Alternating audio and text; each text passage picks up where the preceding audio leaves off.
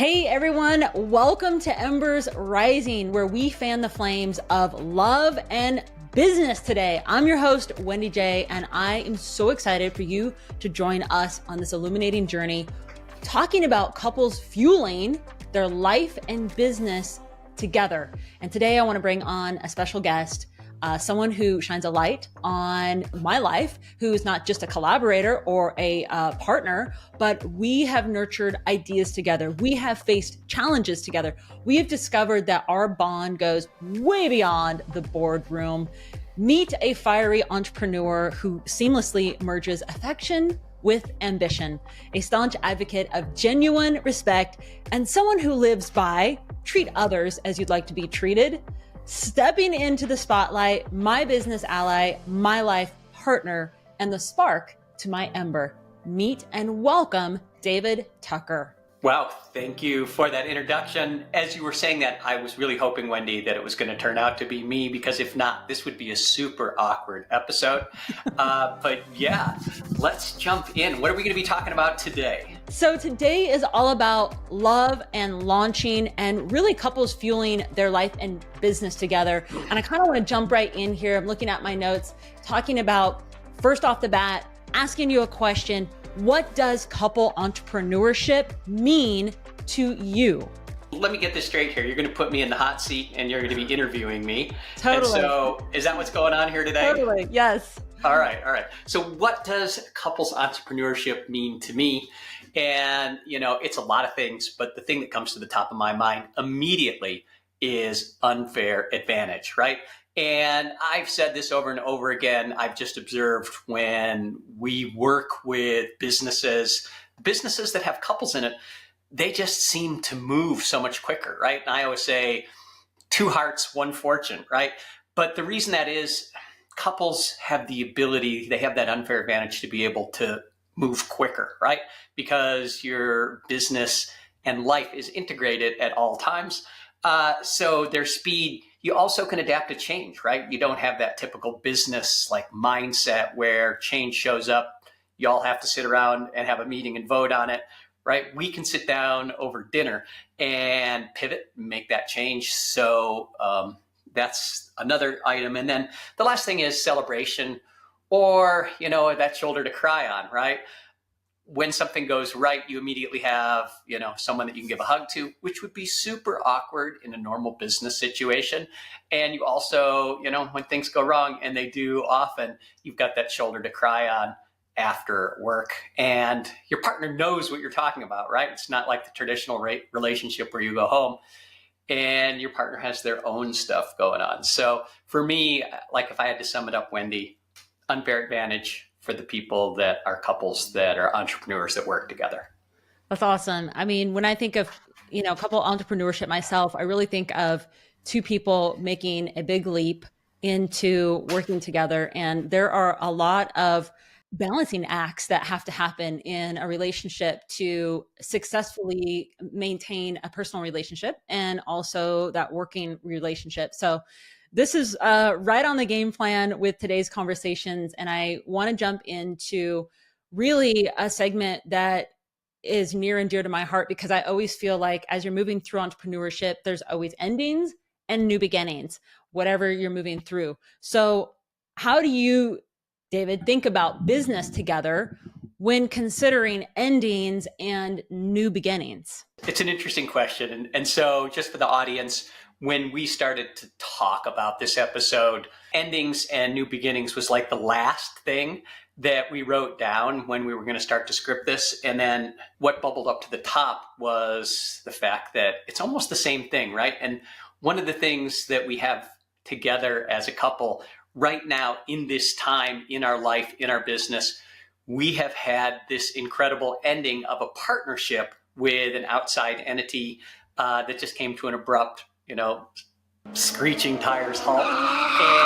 And, that's hard and painful, but it also opens up that new beginning, right? So I often think of like endings and new beginnings as the same thing. And Wendy, we're in this together, right? Like we both got the email almost at the same time. And then crossed paths trying to get to each other. Like, did you see that email? How do you feel about endings and new beginnings? Like, how do you look at this? Oh gosh, I think I feel like you're turning the tables on me now here on this episode, on this interview. But that's okay. I think when I think of endings and new beginnings, like I said, I always feel like it's always kind of happening throughout your business life cycle, kind of like your relationship, as it goes in personal, because you embrace new things that you love to do, and then you also kind of let go of things that maybe you don't love, or you start looking at different habits in your personal life. You also look at that in your business life. So when this recent ending happened, and also when we're talking about endings and beginnings, I just have to say this because I think there's a space that's missed. There's a middle ground. Sometimes there's an ending to something, and then there's a new beginning that you want to start, but you may be in a middle ground. And that's a place that's actually okay. Dave and I are in the middle ground, looking at starting something new, because we're not rushing in, and we're going to tell you why we're not rushing into new things. But when we're looking at endings and beginnings, I always think, yep, okay, this ended, not give up. You can be in that middle ground. That's okay. You don't want to be there too long. You definitely want to get something going, but you also don't want to rush into the new beginning concept. That's beautiful. I love that. I just want to share something here, and I'm just actually processing this as we're talking. And that is, the Embers Rising podcast was one of the conduits that actually caused that partnership to come to an end, because, we talked about, we really have this passion for working with couples, and we're going to do this thing, right? We're going to launch this podcast. And the business that we were in, one of the leaders over there, he just said, that's not okay with me. And it's not okay because they're very private, right? Like, they're almost paranoid about anybody talking about anything they do. Is in the financial industry. Like, I get it, but you are who you are. And that's for us too. And like, here we go. We're just going to do it anyway. And if that means that the end is going to come, then it's going to come. You can't put a bottle stopper in Wendy J or myself, that's for sure. And so here we are at this new beginning. And I like to think of it that way. I agree with that. And, you may be in a place right now where you are wanting and not happy in the space that you're in, but you're kind of like trying to maintain a peace at home and at work. And it's not where your really heart is. And maybe you've even forgotten about what your dream is.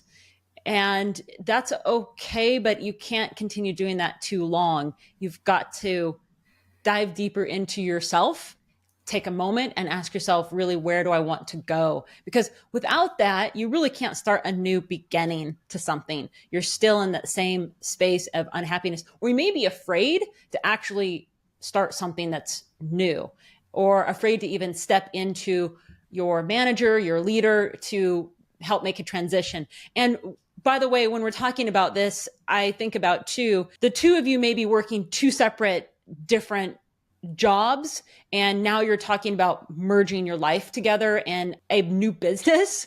And so we're not saying like, hey, also just stop what you're doing and come together and start. There has to be that transition time, when you actually start something. But I just want to say too, that if you're out there and you're thinking like, I'm really not happy with what I'm doing, and my wife or my husband or my partner would be amazing to actually start something with, totally go for it. I mean, there's a reason why you've been given that gut feeling, and it's in the back of your mind to like go for it. And there's a reason why Dave and I wanted to go all in on this podcast, because there was a gut feeling like, we need to do this. I've been wanting to do this, and this has been a dream of mine for 7-8 years. So to be able to actually be here with you and do this, like, I couldn't have had a better time drop into my life to be able to like be here and do it. So if you're feeling the same way, take a breath. It might be super scary, but start making the changes in these little tiny increments, whatever that means to you. Beautiful. And I noticed something in this process, and then we'll get off it, right? We'll get off this topic. But for those people out there that want to start something, and the natural place to go is a platform like podcasts, social media, your boss does not want you to speak your truth, right? And that's because they're cool. Like if you're sharing puppy pictures, kid pictures, vacation pictures, but the second you get into the real meat of what's going on inside of you, in your life, what you're feeling, where you're headed, what your dreams are, all of those things, your boss is like, cut it, right? Like, I don't want to hear that. And they also, for most people, they go into that fear mode, like, oh, I'm going to lose something or someone that's making me my living, right? And it's just a weird time we live in that that's the way people think, but that's the truth. And so as you start your side hustle, you have to sort of like build up before you really reach out. But we were driven to do this for a long time. And everybody that's ever talked to us has said, you guys should like be talking about how you're successful together in your relationship and your business. And we always said, we don't have time for that, right? But it's this calling. It's this thing that's got to come out of us. And so here we are. So without further ado, I know I could get really sidetracked on this, Wendy, but let's try and move on. And I think, when talking about endings and new beginnings, where David and I started with, we've done a lot of work to be where we're at today. It wasn't just like we came together and we have a successful relationship and a successful business partnership. It's been a lot of work together. There's a lot of things that we've had to navigate through to actually make it successful. So we're going to share a lot of those tactics with you here, because I think just sharing a high level doesn't help you find the space to move on. But I also want to share this because if you're in a personal relationship with someone and they're not the person that you want to actually go into business with, or you're thinking that, I do want to say something about giving yourself permission. If it's not working for you in your partnership or your marriage or whoever you're with, that it's okay. Give yourself permission to, get the divorce. Divorce is okay. Starting over is okay. Moving on is okay. Saying no is okay. Being alone is okay. What is not okay is staying somewhere that you are not valued or appreciated and definitely are not happy. New beginnings to personal growth is okay. And it needs to happen in order for you to get a new beginning underneath you to actually start the process with your potential new partner. So I just wanted to put that in here, because now I really want us to dive into these tactics, David, about 3 tips that we're going to share with you on how we've mastered navigating endings and ushering the new beginnings. And I want to dive into number 1, because you call it mourn and loss, and I call it mindful transitions and reflections. So do you want to dive into that a little bit? Yeah, I just think about it in a strange way, right? Like when something comes on me and it's a sharp, harsh ending of anything in life, right?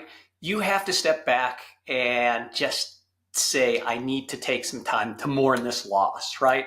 Whatever it is, whether it's a pet or a business partnership, there's a certain amount of time where you are in it, right? And the emotions are there and the stress is there, the fear is there, whatever it is. And sometimes it's just too early if you press forward immediately. So for me, I like to set some time with whatever it is and say, I'm really going to be mourning this for X amount of time, right? And I literally and I know this is going to sound strange, but I literally will put a note on my calendar that says, this is the time which I move forward from this, right? I no longer am in that mourning period. And whatever it is, it doesn't mean if something bad happened to you that you absolve the other person or the other thing that happened to you. You don't forget it, but you just stop actively mourning it because you have to take the next step. And so that's the way I think about creating that transition time when it comes to, navigating and ending before you usher in that new beginning, right? You sort of have that, that ending period where there's some time. I guess it's like the 2-minute warning in a football game. I want to share that everybody processes a transition differently. And for me, I'm completely different than David, how I process transition. I have to have a more experience driven to let go. Like I have to physically go do something to make the let go physically announced. And then I have to mindfully make the transition and put in the time. So there is a lot more for David. He's a little bit different. So whatever you are in that you're transitioning from, just know the two of you as a couple will be processing probably a little bit different. It may not be the same, and that's okay. You just want to give each other the space to process and transition together. and through the change also support each other and kind of lean on each other. I think that's something that Dave and I do together when we know that, okay, the endings happen, give each other the space, but also be together, talk about the feelings, embrace this transition together. Just know that you'll process differently. It just might be a little bit different. For me, the reason I do it that way is I don't want that emotion to become my personality, right? And we see this in people all the time. Something bad happens in their life, and a month or 2 months or 3 months later, they're still talking about it, and they become the thing that they're thinking about, that predominant thought that happens. And so I had a mentor, and he had this simple term, and he said, you got to dump the bucket, right? And what he meant by that was, literally like you have this bucket of emotions, time to turn it over, dump the bucket. And we were in a sales organization together where we, we're probably giving 5 to 7 sales presentations a day. And if you're in sales, most of them end up in rejection. And to go on to the next one, like you literally have to dump the bucket. And so I've just sort of adopted that for me. But you've got to do what works for you in the long run to process that loss. So one of the things that help process loss is to move energetically, is make a pathway to forgive whatever happened, the other person, the team, the group, the situation, and also then embrace gratitude. So like be grateful for the space that you've been given to start something new, but also make the forgiveness happen. Another thing that has come to my attention as I have worked really hard on this transition that we've been going through is forgiving all those people, but then also you forget to forgive yourself for anything that you might have contributed to the situation. So I know that I am still working on that part that I just discovered that, wow, I haven't really given myself the forgiveness that I need for myself to move through this, with what I'm on. And this is real time. This is what's happening real time right now with us. So, when we're talking about like reflecting on the feelings, opening up, talking to each other, make sure that to help heal the transition, you have the reflection, you do the forgiveness, you have the compassion, the gratitude to say, thank you for the gift of what I've learned. And now I'm going to move on. Super important, that piece of forgive yourself. Sometimes you got to forgive yourself first, because if you don't, it creates that thing called grudge. And if you've ever been around someone that has like this sharp grudge against someone, something, whatever it is, they're not much fun to be around, and they're not really in their happy place. And end of the day, happiness is where it's at for sure. You know that you haven't forgiven yourself if you or your partner hasn't forgiven themselves if they continue bringing it up. So like if David, you hear me and I'll say, it's like a smart remark in a sense that, it's my fault, or you've heard it. So that they haven't forgiven themselves. So it's something to catch and pay attention to in your partner, and like the conversation they're having to help them in a very kind way. Have you forgiven yourself? Because it's okay to forgive yourself. And we're going back to our own situation, but I know we're transitioning. We're at the end because actually, I think it was yesterday when we were down at the river after work, we actually made a joke about it and started laughing, right? And, once you can, sort of take something out of you and look at it and hold it out and have a laugh about it, you've moved on. Yeah, for sure. So let's dive into number 2. I want to talk about preparing and planning for the next phase. What do you think about, David, when you're thinking about preparation and planning? Where are we starting? Right. So, we're talking about endings and new beginnings and them sort of being the same. But often people don't see that there is a gap in between those two things, which is what I call the gift of the clean slate, right? And really, that's what it was for us. The thing you're doing is ending, and we have time to sort of step back and say, we have this gift here, and it's a clean slate of what next, right? What's possible? What do we want to do? How are we going to move forward in this space and in this time? And I think that's really important to recognize that nothing is something, right? Like you have this opportunity to just take your dreams, the dreams that are inside of you, and say, what if I was to manifest that in this time, as opposed to looking for a job the very next day, which you may have to do anyway. But that's the way I think of that middle ground between the end and the new beginning. It's that clean slate. And I think of it differently. I think that when you're in preparation and planning mode, you need to share with everybody what's happening, because it can be confusing for your own self to even know what the next piece of the journey is to even start. So for me, I've picked up my phone, I've called people, I've popped into my communities, I've talked to my mentors, I've reached out to everyone I know, and getting them inside the loop of what is happening to get their perspectives, which can help so much, as they might offer some really valuable insights for you to make the next step. So sharing with your network for me is that preparation space where I'm like, hey, this just happened. What do you think about it? And this is what I'm thinking about doing. That to me is like the first place. Before we can actually design the future, we've got to get to that preparation space, that middle ground like David's talking about. And then you've got to create a list of your skill sets, right? Because if you're going to go into that clean slate space, you've got to know what you and your partner are good at. What is your warrior toolbox looking like in your relationship, where your money's at? What talents do you guys have? What are your connections like? What's your audience like? This is where you've got to equip yourself with everything inside and note what your resources are for the both of you. And then, the last thing is really, you have to review and clean up the past, right? Because, right, for us, we're still financially connected to this past partnership. And so we have to work through that, which creates a lot of emotions. But whatever it is, make sure that you close out like outstanding projects, clients, bills, whatever it is, you have to clean up the past, or it becomes like this baggage that you continue to drag forward into the future. You can't get to that space where you have the clean slate. It makes it difficult to get into the new beginning space. So before you embark on your journey, right, you need to clean up the past. I think of it like stepping into a new room, a new bedroom, or you want to reorganize a new bedroom. Like everything's a disaster.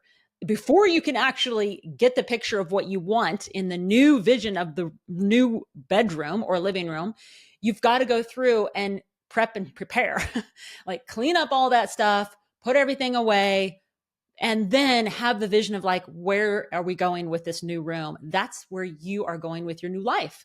So make sure you do the preparation and planning space, because it's important for you to share what's going on, make note of where your dreams are and your skill sets are, so you know where you need to grow, and then clean up that past outstanding projects. So you have a clean slate, and now you can dive into, which is our third one, the gift of the clean slate, what David's talking about, designing the future together. For everybody in the audience, just good catch, Wendy. As I jumped ahead, as I often do, like I'm just so excited about what we're talking about. The first thing is to sit down and just design that new canvas of your life together, right? And Wendy and I do a lot of list making, vision planning, vision boards, the communication back and forth. What is the vision that you want to create in your life? And what are your goals? And what do you want the outcome to be? And that's so important before you act, right? I call it the measure twice, cut once method, because it's just natural, like for people that are entrepreneurs, to just like dive in and start doing. But you don't want to head the wrong direction for too long a period of time. Yeah, for sure. So dig deep and give yourself the grace to design this new life together that you're about ready to go on, as your relationship, or starting something new, or a new shift in your current business. And then discuss that future together. Align your aspirations and talk about what you both envision for this new upcoming phase. But like Dave says, don't rush, because it's so easy to rush on the next shiny object. David, what do you think about rushing into the next shiny object? Because that's like the easiest to do. And we've done that too, by the way. And the thing that it's done that we've saw is it just took us back like a year or 10 months or whatever it's been, 2 years, because we put our emphasis and dreams on hold for something else. So we've been there. So now we look back at that and we're very like, okay, hey, learn from that. Don't rush into the next shiny thing. That was the story here. in our less than a year detour of our mission in life. It was definitely a bright, shiny object. But when you're talented and you have that energy that attracts people, opportunity comes to you, right? You don't have to go out and search for it as much as maybe someone that's looking for a job, right? Things just show up when you take action. And you can only do so much, right? I don't want to say you can only do one thing, but you can only do so much, and just be careful of the distractions that will take you away from, your core mission. By the same token, it's good to talk about those things, right? Because you never know when the next opportunity is actually in perfect alignment with what you want to accomplish with your partner. Yeah, for sure. And then once you have made the decision, and now it's time to celebrate the journey that you've been on together so far. It's brought you up to this point. Acknowledge it. And then, hey, know that you both are now on a new collective growth together in the new mission. And it doesn't have to be perfect, because I know that Dave and I was like, hey, the next thing is just going to come to us. We're going to know right away. We're going to know what to do. And sometimes you don't. Sometimes it takes your outside family, friends, mentors, coaches to guide you, to give you enough rhythm. But stay true to the North Star, the feeling that's inside of your gut feeling that's saying, I want to do this. Like, I'm really good at counseling my kids. Maybe you should be a counselor. Maybe that should be your life. Maybe you're really good at painting. Maybe you should make that something else other than a hobby. Maybe you're really good at baking cookies and you want to start a cookie shop. I mean, dig deep, because those callings are there for a reason. And there's so many times where David and I and myself in my personal life have pushed those things away and not really dove into what I've really been guided to do. Kind of like living in Hawaii was a dream for me. Moving to Hawaii was a dream for me. It's something that I always thought about since a kid. How was it going to happen? And I pushed it away long enough that I was like, I'm just going to go make it happen. And it was messy, and it was hard, and it was ugly, and it was expensive, but I figured it out to make it happen. And then I'm like, so grateful that I have. Hawaii is our half home space. So whatever that is inside of you, man, dig deep and don't be afraid of it. Take the micro increments and just do it. Like, if you're thinking about, hey, I want to start like a wine boutique shop, go take a class on it. Go learn more about it. See if you actually really like to do that. Maybe you want to start a tasting room or something like that, but take the micro steps to get you there. Talk to the teachers, tell them your ideas. Don't be afraid. Like, hey, I'm thinking about starting this. What do you think about that? What do you think I would need? Then you can start moving through the journey that you all want to move through. So important. So, Wendy, are you interested in opening a wine shop? I never knew this. No, just giving examples, but I do want to just recap that the 3 key tips that we have learned to master navigating the endings and new beginnings is mindful transitions and reflections, preparation and planning, and then what Dave likes to say, the gift of the clean slate, design the future together. So those are the 3 key things that have really helped us move through transition, really. If we're not opening a wine shop, which one of those bright, shiny object things I might be talked into, but since it's an inside joke here, since Wendy does not drink anything at all, she's like Laura Ingalls from Little House on the Prairie. For those of you old enough to remember Little House on the Prairie, that's Wendy. But I want to derail on one thing, as I process through this framework that we've just presented. And one of the things in this transition that we celebrated, right? We took the time to celebrate the fact that our relationship became tighter during this stressful time. And it became tighter because we didn't have the presence of mind to recognize that the thing we were doing together for someone else, for this partnership, was causing some friction in our personal relationship, because we were really being torn apart away from our primary mission, our goal in life. And so, when the dust started to settle, I'm like, are we happier? And what was your answer, Wendy? I'm like, yes. Yeah, absolutely. Like, we're happier in this moment. So, yeah. Sorry for the derail. Any other comments on that?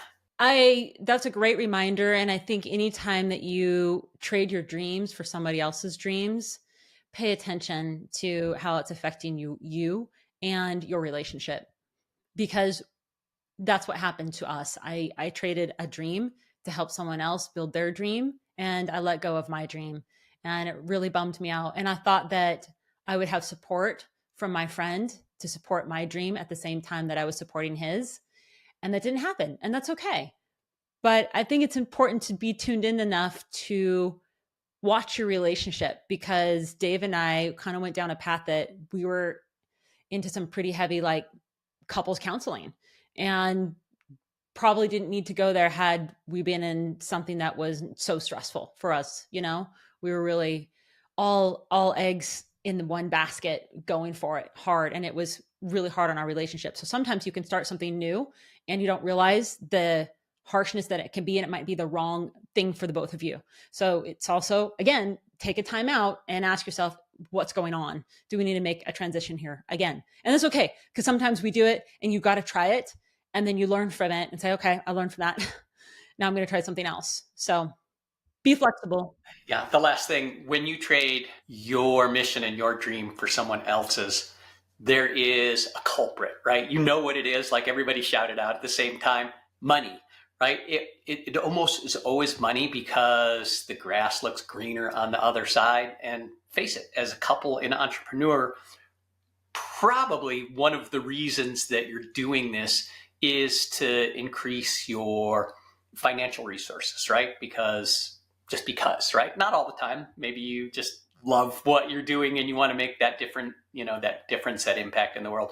But a lot of times it has to do with money. But that's a double-edged sword. You need to be careful, because the quest for enrichment can also have a negative effect on your relationship if you're both not tuned in to what's going on and its alignment with your mission. So let's move on. All right. I want to talk about foundations and visions, because now that you've done endings and new beginnings, I think it's perfect to think about, how do we set a new foundation and a new vision for the future? So David, I want to ask you, what are the steps for a couple thinking about going into business together? Where do you start in a new beginning with foundation and visions?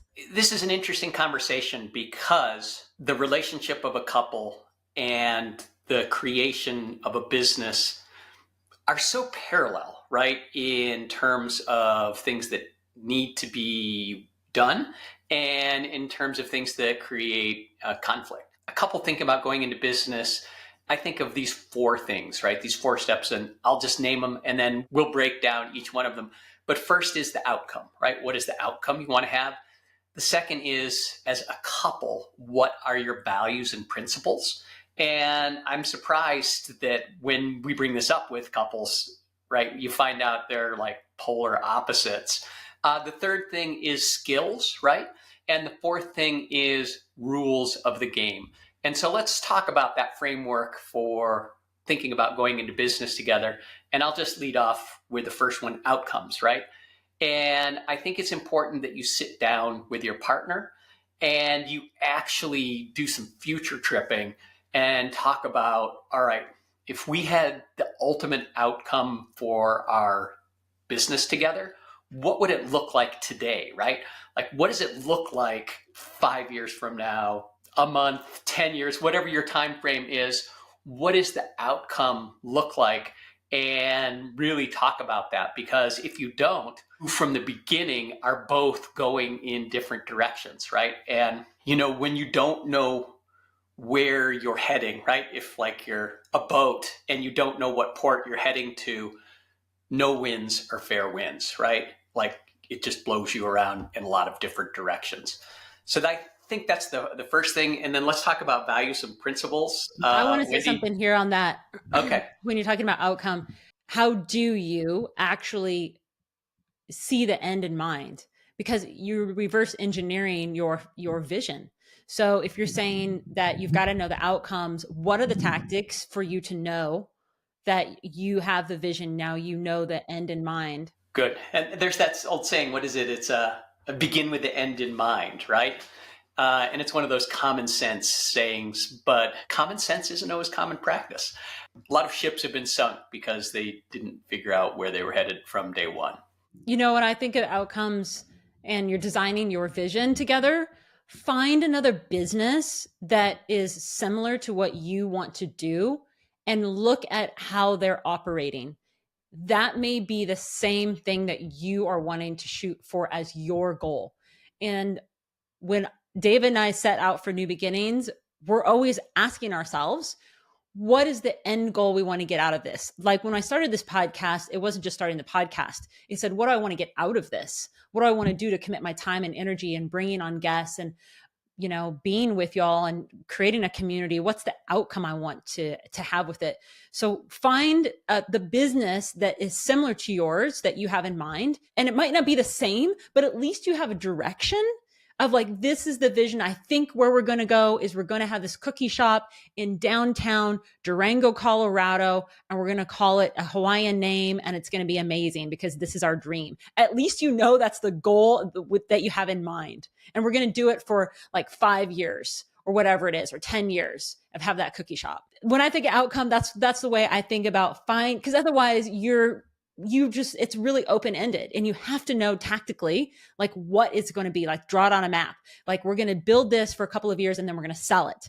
Whatever that thing is, make sure you have an idea in mind. Otherwise, Dave and I've gone into a product we did a few years ago called Travelers Book Direct. We didn't really have an end goal in mind, and we just went all in on a product, put time and energy and love into this product, didn't have the vision where we were going to take it beyond what we were creating. And it failed on us. And that's okay because we learned from it. But when I'm talking about creating vision and foundation together, it's really time to also look at other businesses that have the same principles, the same concept, the same ideas, and know where you're going. So you can outline it in your kind of handwritten business plan, This is sort of advanced, business 101. But in our agency, we've worked with dozens of startups, actually literally hundreds of startups. And one of the things that I've noticed is the people that had that unique thing that nobody else was in the marketplace doing, and they felt like this is going to be amazing. Most of those failed, right? The ones that were successful were the ones that had other competitors in the marketplace, and they just saw how they could penetrate into that market and take just a piece of it and do it better than the competition or do it differently than the competition.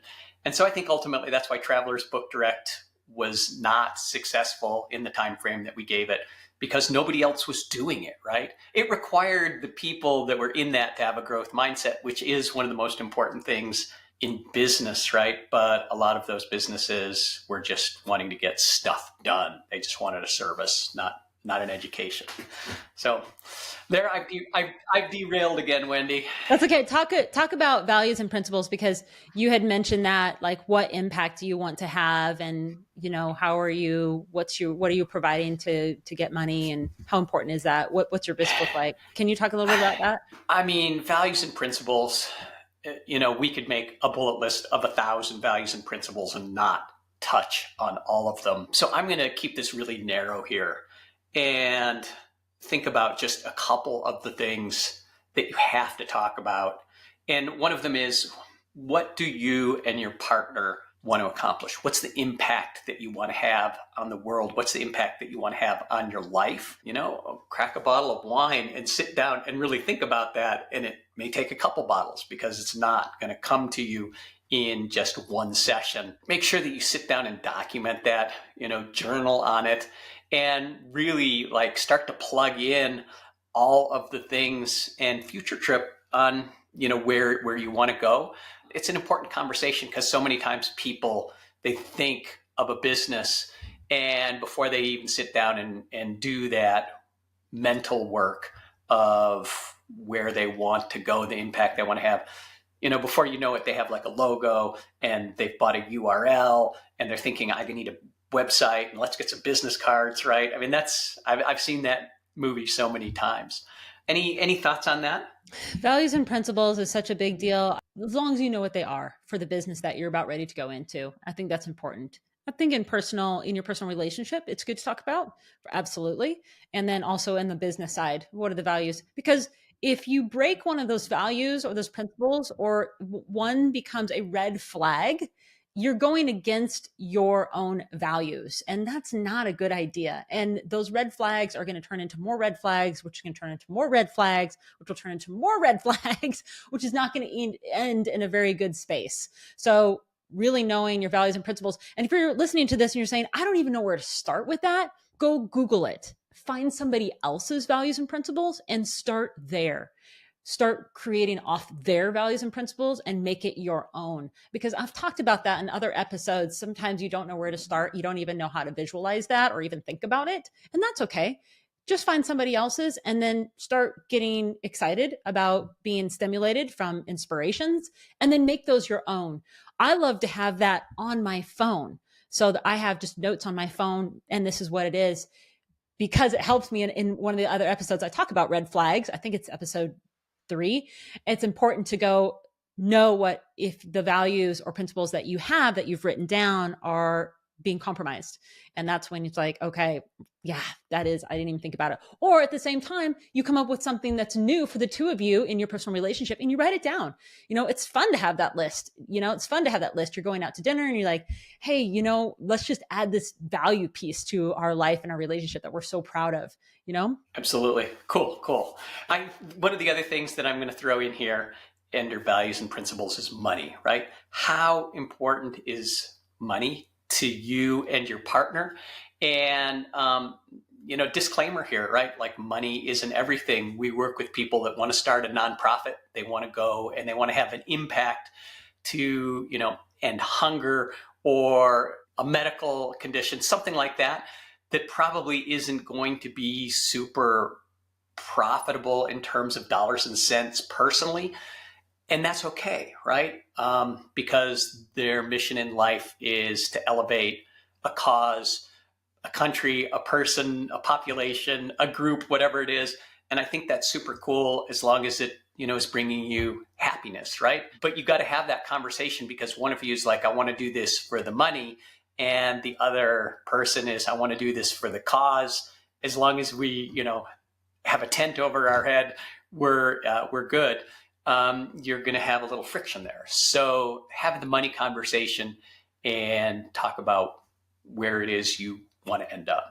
I think that's a really important point because when you're going into a business together and we're talking about love and launching, this is the fuel. This is the deep down hard conversations that you have to have. And if you're not parallel together, you're all going in two different directions. And you want to be pulling the fuel together, fanning these flames together in the same direction. Otherwise you got wildfires, right? So you want to fan the flames together, build this together, be on the same page, understand where each other's coming from, head in the same direction. Even though you might be doing different things for the business, that's okay. That's good. Dave and I do different things, but at least you're going kind of in the same direction. Cool. And I'm going to end this out under the values and principles. And I'm sure a lot of people are like, this is it, just 3. But the third one that I want to discuss is risk, right? Because there is a certain amount of risk in everything we do, but especially if you're going to start a side hustle or a business together. And you need to have the conversation with your partner as to, what is their relationship with risk? How do they feel about it? And there's a saying, opposites attract, right? And that's really true in this area. A lot of times someone in a relationship, almost often, it has a certain tolerance to risk and the other person is sort of risk adverse.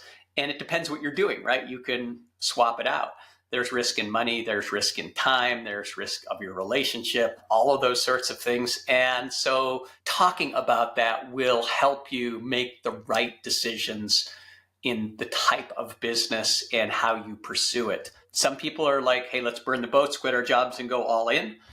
Cool. I don't recommend that. I recommend that you get something going. But if that's like your risk tolerance, do it. If your risk tolerance is, hey, we need to continue to make ABC and start something small on the side and let it grow, that's cool too. How do you feel about risk, Wendy? And what do you think about risk in our relationship? Like, which one of us do you think is riskier? Oh, that's hard. I've been someone that goes all in all the time. So I feel like I'm more of a risk taker. Definitely, I would say. But you are too. I mean, yeah, I mean, I'll go all in on, hey, I really feel like this, paying for to consult with this person at this high level dollar is going to make it worth our time. We've paid for, big coaching packages, large events to network and learn more. We've paid for a lot of money for mentors and coaches out there, and new business ideas we've gone all in on. I don't know. I don't know. It's important though, whoever you are, even as the risk taker, just to evaluate so that you do know what the risk could be in the business, and also do your best to do your research on the outcome, again, of the foundation and vision that you want to have to reduce the risk as much as possible. And I think this is a piece that really gets easily missed because nobody wants to do the work. But if you actually do the work and break it down and say, okay, when we're talking about values and principles, what impact do you want to have? How important is the money? Where is it going together? And how do you feel about the risk? Like, where's the risk assessment that you've done? If you've checkmarked all those three and you're like, yep, we're good. Awesome. We can move on, because then you've communicated about it. You feel both good about it. You're both on a parallel page. I thought I was the riskier one in the relationship, in a lot of things, but you have pulled some things out of the hat where I was like, whoa, I don't know about that. But that's less and less now because they've paid off, especially when we've invested large amounts of money in terms of coaching and courses and those sorts of things, because at the end, it's built these skills. And that's the third thing that we're going to talk about here under Foundation and Vision. But skills pay the bills, right?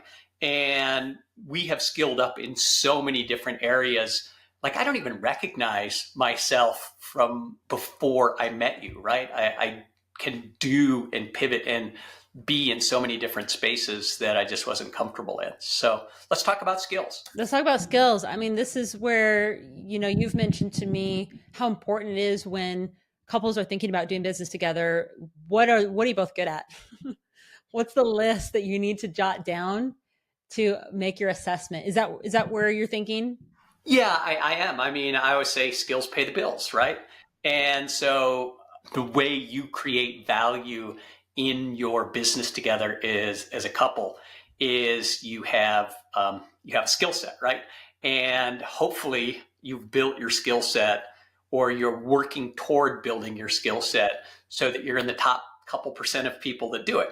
Because when you have that type of knowledge and those tools behind you, opportunities everywhere, right? Like with this situation for us, it was a sharp ending, but it's a soft landing because I just know, and it's already proving out, that we're going to be successful. So make a list of what you're both good at, and that will sort of start to define the lanes that you travel in. And it will also create those boundary points where, one of you's good at, X, and one of you's good at Y.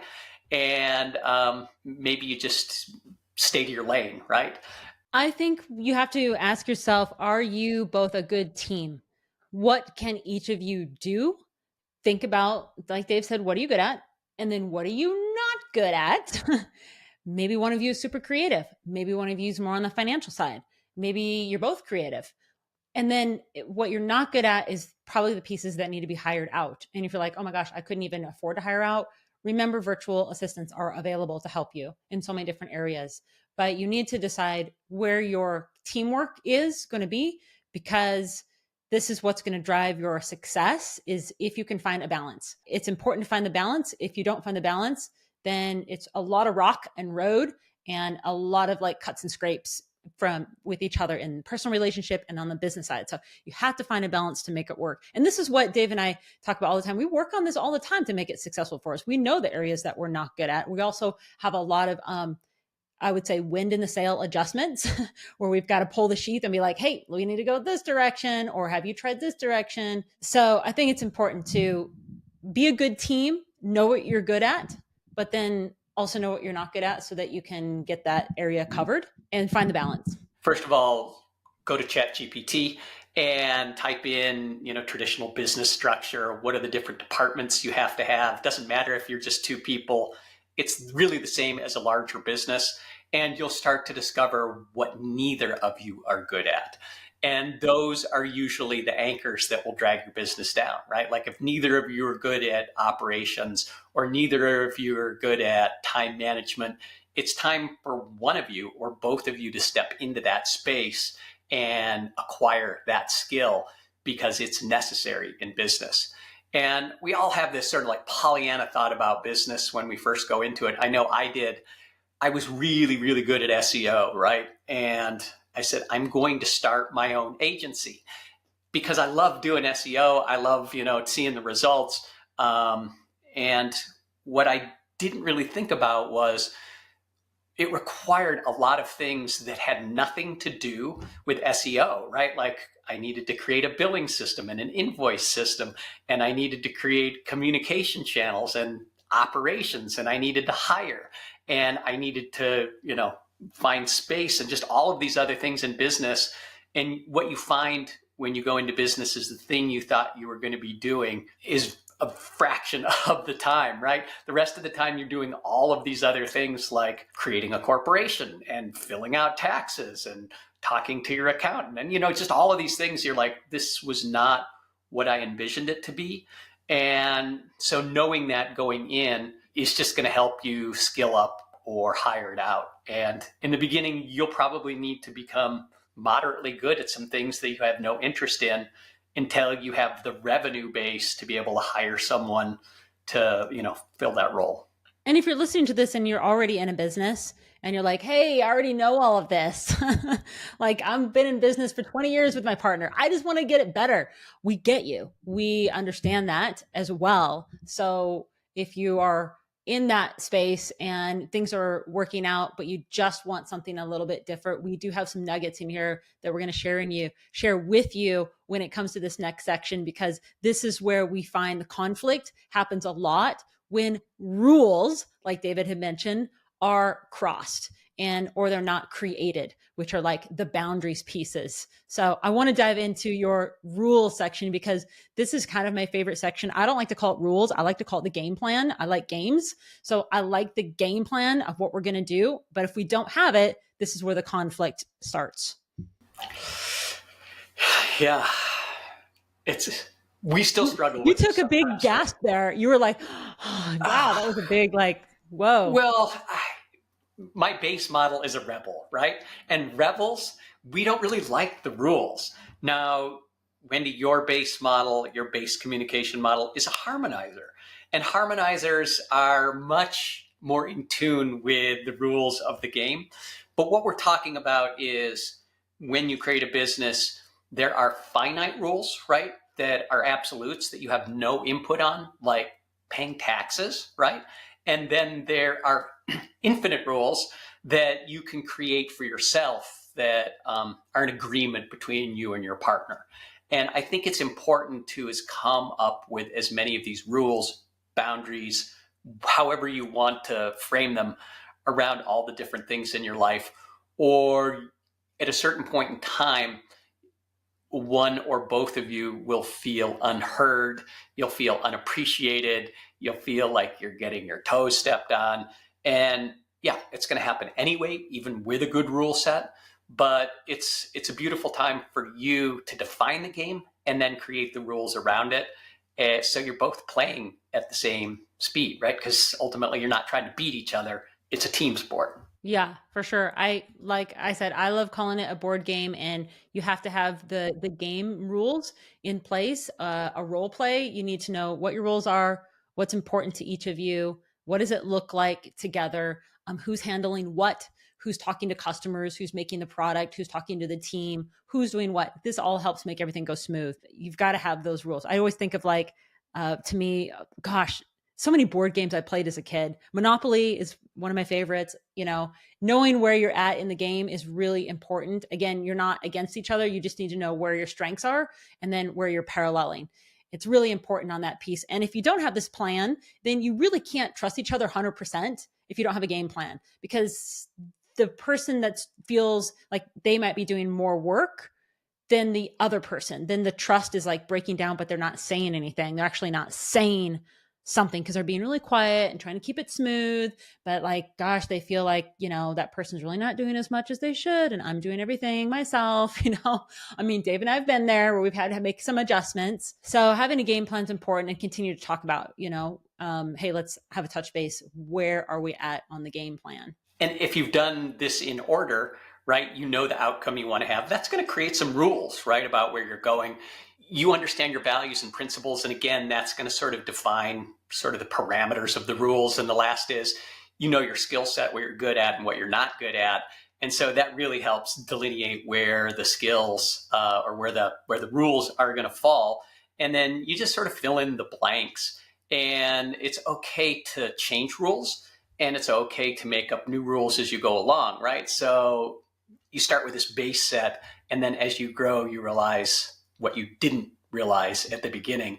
And that happens at every stage of business and every stage of a relationship, right? A new situation comes up and it's like, hey, we're going to need to define, some rules, some parameters, however you want to think about it around this new thing. It always talks about flexibility. You always have to be flexible with each other. You just have to. Otherwise, you're being so hard in one direction that you're not having a vision for the other. Great example. So Dave and I are working on building this podcast. It's new for us. So there's a lot of friction. So we're trying to find a smooth point. Dave thinks differently than I do. He likes to think of topics and bullet points. I like to think about structure. So instead of me getting upset with David and saying, hey, I don't like that, let's organize the content this way, I'll just create my own document and have another one, my Wendy J version. And so I know where my notes are that can keep me in alignment with the flow of the episode, where he likes to see it in a different way. And that's okay. That's my way of trying to work this out. Otherwise, if you're so stuck on one way, you're creating more friction. You're not giving the flexibility and the creativity to the personal relationship for the business piece. It's just an example like recently that we've been going through. I just wanted to share that. In creating this podcast, how we think about the co-creation of the flow of this, we just think about it very differently, right? I think in clips and phrases and bullet points, and you think in more like fleshed out ideas and sentences and paragraphs. If that makes sense. So what's the number one takeaway for our listeners when they think about having a foundation and vision for their new cool quest together? I think you just need to think about adaptability, right? And whatever you set forth in doing, and you set these rules and the outcome and all of these things, and then you get into it, it's never going to look exactly the way that you laid it out, because things come up, opportunities, changes, rules that the government imposes, or whatever it is, right? Things change all the time. And so having that flexibility and that adaptability is going to make those things smooth, right? And making sure that you play by the rules, right? We're always playing by the rules. And if something comes up that doesn't allow you to, play by that rule, whether it's internal or external, then it's okay to delete that rule and make up a new one around the transition. So being adaptable is the number one takeaway here. Be adaptable. Cool. I like that. I think this is a perfect tie into our next segment. I really want to talk about conflict, because it is always the number one topic that we get with couples in personal relationships and the business is the conflict. How do we get out of the conflict? So I want to dive into communication, because it is such a big piece of all of our lives, and it helps make business successful. If we don't have good communication skills, we really can't make a life successful and personal life successful. It also comes with being uncomfortable to have the uncomfortable conversations. And we've had a lot of uncomfortable conversations. Dave, I want to talk about one real quick. I was thinking about when we were in Maui and we were meeting a client up country, and we were having this, it was such an epic conversation. It was like, they weren't very happy. We were kind of negotiating the services of what they wanted to redesign or reset. And we were literally sitting at this boardroom. Yeah, I don't know, this separate building on this property that's upcountry in the trees. Do you want to tell the rest of the story? Because it was so crazy. Yeah. So first of all, I've been in sales almost all my life, right? And so I just have that spidey sense, that intuition that something needs to be brought to the surface and discussed right now, right? And a lot of times the natural intuition is to like press it down because it's going to be uncomfortable. But here we are, we're sitting in this boardroom and we didn't know what was going on with their personal relationship. There just seemed to be some conflict. And they have the checkbook out and I just asked them, I said, is there something going on that you need to share with us so that we can understand where you're at? Right. And at that very moment, the sky opened up and we're in this boardroom with windows around and the lightning comes down and thunder happens and the rain starts to fall in Hawaii as it often does. And I could see the goosebumps and the hair standing up on Wendy's arms. And of course, then they laid it on us, right? Like, hey, this is what it is. We're not going to be moving forward with you. And I'm like, so glad I asked that question because knowing these people, we would have had an hour-long discussion and then it would have come out right at the end. Yeah.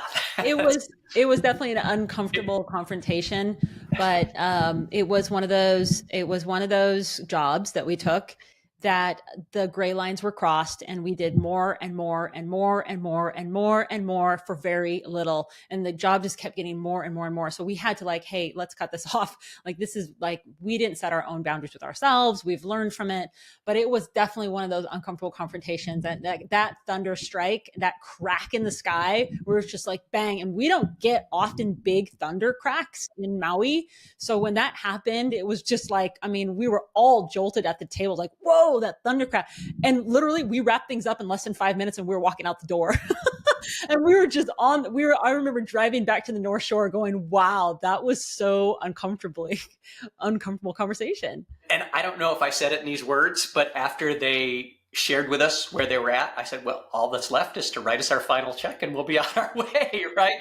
And we saved ourselves like an hour or 2 hours, whatever it would have been at these people's business.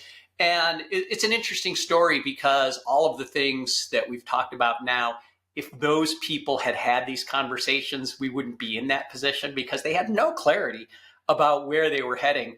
And so one of them individually kept making decisions without talking to the other one. And ultimately the other person was unhappy or whatever it is. In fact, that ties into what we just came through. It's the exact same situation of what we just came through. One person knew about all the decisions, the other person didn't, and they were unhappy.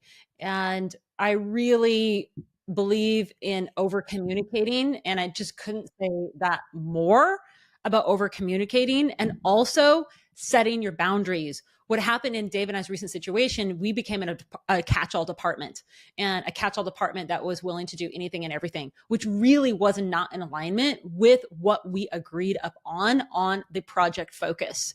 So there, again, a lot of lines were crossed, a lot of gray areas were building, and it was okay because they're happy, they're getting things done. Their people are like, yeah, that's what I need done. Okay, so we're fulfilling. But that wasn't really on the focus mission of what we were supposed to be focusing on.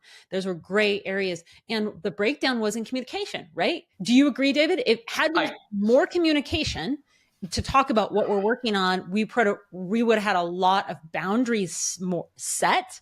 And then the redirects would have happened of where we needed to go for everybody, not just us, but everybody. This is what happens when you get into a position like this and the gray areas start coming in and you fulfill and you don't communicate it. We had expressed that we were not happy, but probably not forcefully enough, but we failed to ask the question, what is it you're not happy about, right? And in business, especially whether it's internal or external, asking that question that's on the top of your mind, if you have that intuition, it's for a reason. It's like, hey, there's something you're not sharing that you're not satisfied about, right? You're unhappy about something, you're unsatisfied, the outcome isn't as you expected, like, where are we at? And oftentimes, like, that will be a course corrector. And oftentimes it'll be the end. But if it ends up being the end, it's the end anyway. So yeah, the quicker you can expose that, the happier everybody will be and you can move on. So I want to get into our secret sauce because it is in this section. But before we do, I want to ask you, how do you communicate with each other and enhance the genuine human connection with authenticity when a personal relationship and this launching a new business together or continuing a new business together? Communication is a funny thing. and it just comes so naturally and it's easy and everything great all the time. And then that's when the communication like breaks down. And so, we're both brain health coaches through Amen Clinics. And one of the most important things that I learned through Dr. Daniel Amen was that you shouldn't believe everything you think, right? Because the average human has something like 90,000 thoughts a day. And most of them aren't based in reality, right? Most of them are not true. I don't want to say it's a lie, but that's the truth, right?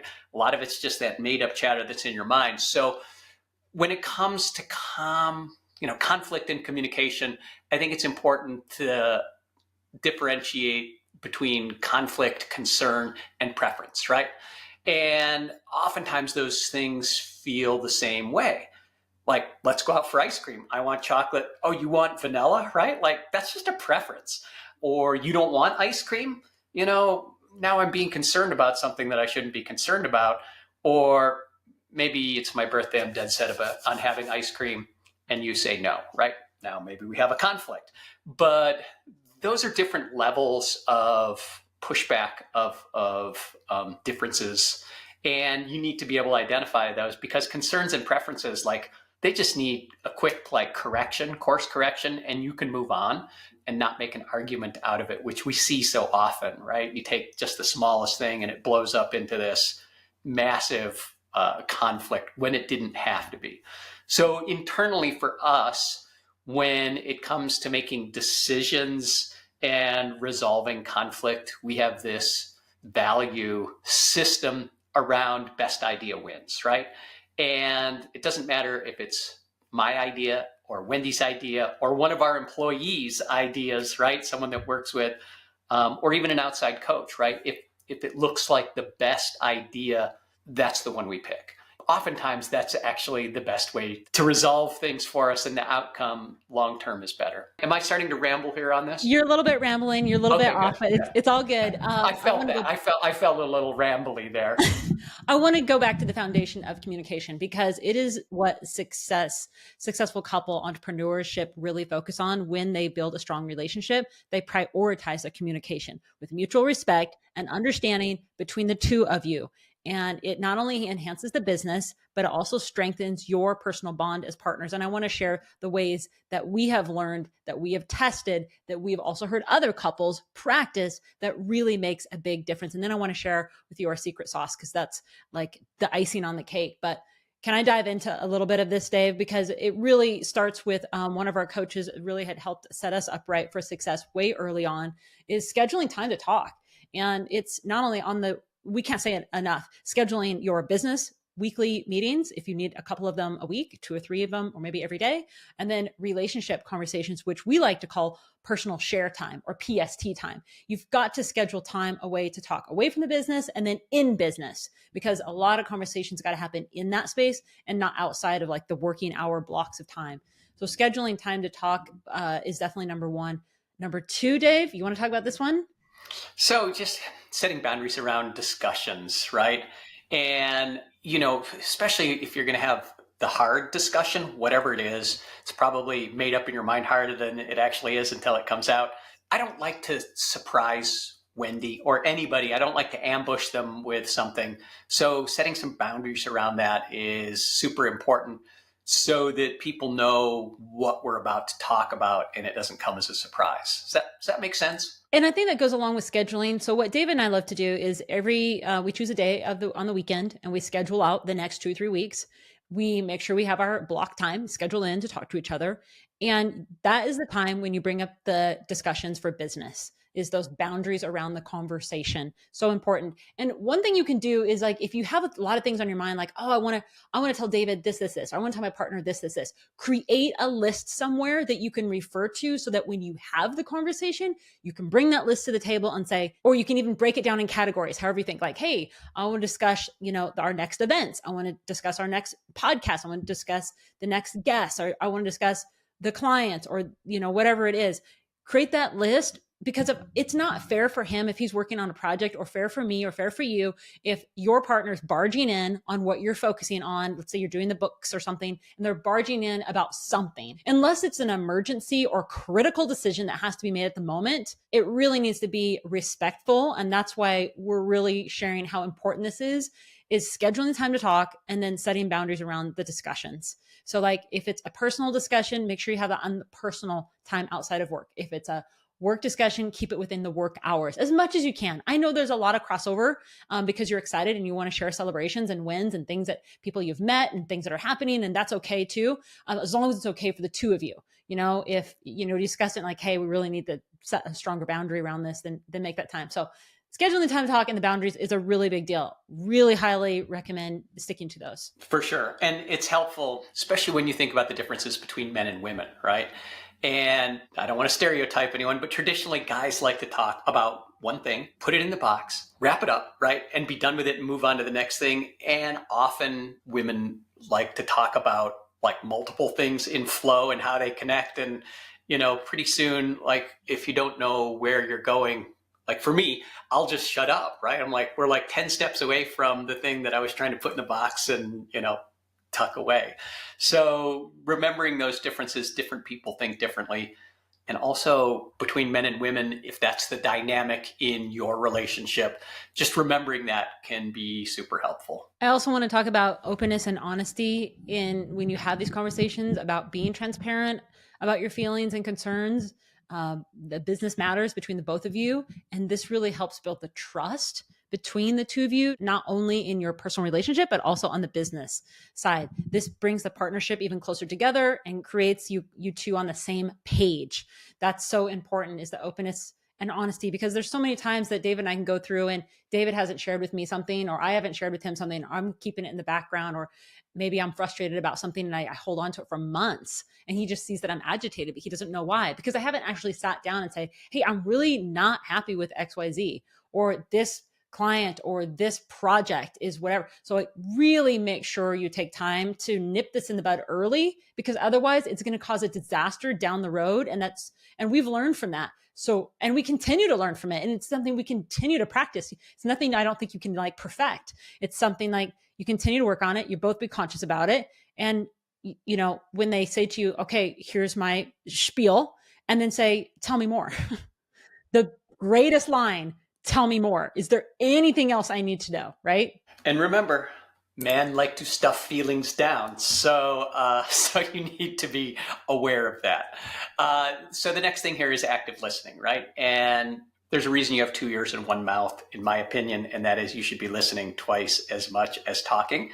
But if you're always in the lead, verbally, it creates a space where the other person doesn't feel heard and you don't get the information you need to make better decisions and have a better connection. And I think active listening is a skill set you have to build, because first of all, make sure you're not on your phones together. That is no bueno. It does no good for either of you to be on your phones. The other is, where did you just come from? So whatever you just did before you're having the meeting, make sure that you're both there, because David and I are both guilty of sitting with each other, having the meeting. He came from like some other big meeting. It's still resonating in his head. He's not listening. Or I came from something, a big project, a big creative thing. I'm listening to my team or whatever, and we're just not connecting. So it's important to be like, okay, where did we come from? Do we need to download that first before we now connect on the conversation? So the active listening is definitely a skill set of concentration, understanding, responding to each other, but hearing each other's message, because otherwise it's going right out the door and you're not getting anywhere. You're not hearing what the other person is telling you. So it's like time to slow down, put the phones down. Where did each other come from? Respect that. And then start to have the conversation. And you'll be able to tell, as you know each other well enough, if they're actually listening to you or not. Call it out if they're not, because I do that all the time. Like, hey, you're not listening to me. I have to call myself out sometimes. I'm like, yeah. Oh, where did I go? Yeah. I'm off somewhere else. Like, I'm off. All right, what's next? Conflict resolution. I mean, conflict is such a big conversation. Disagreements are always around all of us, and it's how we address them constructively and not avoid the blame game. So when you're coming into the conversation, it's more I am, I more than you did. Because if it's a you, then it's already the conversation's on a blame game. And we don't want that in the conflict. You have to be able to find a mutual solution together. You have to find an understanding together. And you have to address the issues constructively. So when there's an issue, the disagreement happens, okay, you come together, stay in the I frame. I feel that this is our I in thinking this instead of you did this. Or could we try this? Really, it's all about how do you address the conversation. So you have to be conscious in it. Again, it's a skill set. You've got to learn it. But it helps when you are scheduling these conversations. You're having more of the business meetings. You're having more of the relationship conversations outside the kids. You're like really connecting, having deep conversations, deepening your relationship. You're getting through the conflict resolution. You're finding new skills for the two of you now that are now like building that new partnership, that new trust, that new belief in each other. And then it makes conflict resolution a lot easier. Do you feel the same, Dave? Absolutely. Yeah. One Nothing word, else absolutely. on that. You're like good. We're like, good. No, we're good. I'm good. You win. No, I'm just kidding. I think there's also something that's not talked about when I think about conflict is that nonverbal communication. And I have like the perfect story for this because I was thinking, let's say you take a break from whatever you're doing at work and I'm going to use the cookie shop. You're taking a break for cookie shop. Your team's running it. You're going to go, both of you go to lunch. And one of you is standing there getting ready to order and the hands are crossed and you're looking at, the menu of what to order. And then you're next to them and your hands are down and you're looking at your partner going, there's something wrong, there's something off. Obviously their body language, their tone of how they're talking, it's not smooth, like something's off. So pay attention to nonverbal communication. Do you agree, Dave? Because I think that's a place where our body language, the tone of voice, how we're holding ourselves, our facial expressions really provides the context and the depth of this like communication that's not shared. And you can always feel it as long as you're conscious about it. But this is when maybe it's not that time to talk about it at your lunch break, but this is like, hey, I know something just happened, or let's schedule the time. Like, let's make it tonight or tomorrow. Let's get this off our chest, whatever we just came through. Because it might not be right then, because you're kind of in the middle of your day or in the evening. You don't want to bring a heavy conversation to your, night plan. But the nonverbal communication is a key in watching each other. Right. Now I'll sidetrack here. Being in sales all my life, I've really gone deep into the neuro-linguistic programming, right? That NLP, which is body language broken down into its parts. Because if you're in sales, especially when you're face to face, it gives you the keys as to where you're headed. Look up NLP online. You'll be able to kind of get a gist of a lot of those nonverbal communication cues, but don't just make assumptions, right? Because this arms crossed is a very comfortable way to stand. And for me, I do this a lot just because I don't know what to do with my hands and it helps me listen. So it's not that I'm angry or, closed up. It's that I'm comfortable. So look at the other cues, right? Because that's sort of a beginner's mistake that happens often. And learning that will help you understand where your partner's at, right? Like I know Wendy, I just know, right, energetically where she's at these days. But it's super important when you're talking to your team, sales, whatever. Understanding a little bit of that cueing will help you go a long ways to be a better communicator. And I also want to talk about being flexible, because when there is a conflict and there is a communication breakdown, you've got to be flexible with the person's time and where they're at. They might not be in the right headspace at that day that you want to have the conversation, that they're ready to embrace that. They may be so stressed out that they need an emotional health day, a day off to just and that's okay to take. By the way, you should both be supporting each other through your journey of taking emotional time off. Mental health breaks is important. And we don't do it enough. We continue to practice it, but mental health breaks, because it will continue to raise more and more conflicts if you're just not taking some time out. And you need to be flexible about when you're going to communicate about the thing. So note that be flexible. And then the other two things is, like Dave likes to say, weekly check-ins. We talked about that, how important scheduling is, having the conversations, and then follow up on it. Hey, did you do this? And I know Dave be honest, you do struggle here. You do struggle on the follow-ups, but we do have the conversations. That's for sure. So I like to call it that weekly, check up from the neck up, and then follow up. Do you feel better about this thing? Was it an emotion? Was it a task? Was it a dream, right? Was it a concern? Like, have we addressed it? Let's follow up. All right, let's dive into the secret sauce that we've created together to help have a better love life, better relationship, and be better in business together. Before I lose my voice too, which seems to be happening.